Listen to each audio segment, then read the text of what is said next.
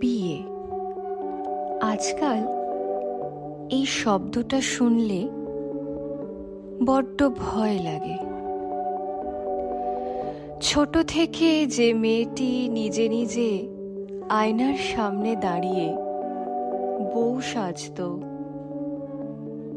অকারণে লজ্জা পেত, আজ সে কোনো নতুন কনেকে দেখলে বা বরের গাড়ি দেখলে ভয় পায় আর ঠাকুরকে প্রার্থনা করে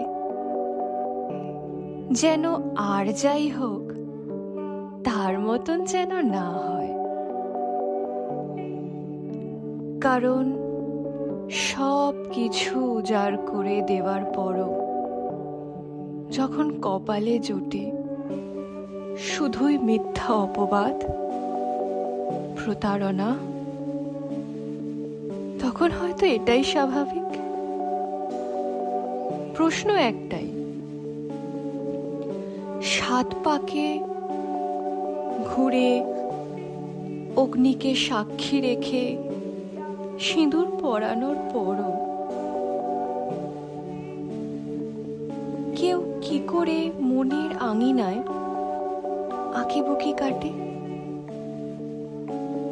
বিবাহের মতন পবিত্র বন্ধনে আবদ্ধ হয়েও কি করে পারে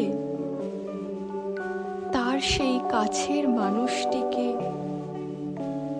সহজেই দূরে সরিয়ে দিতে? ভালোবাসা বলে কি কোনো কিছুরই আর অস্তিত্ব রইল না? নাকি সবটাই শুধুই সময়ের খেলা আর কিছুদিনের ভালো লাগা?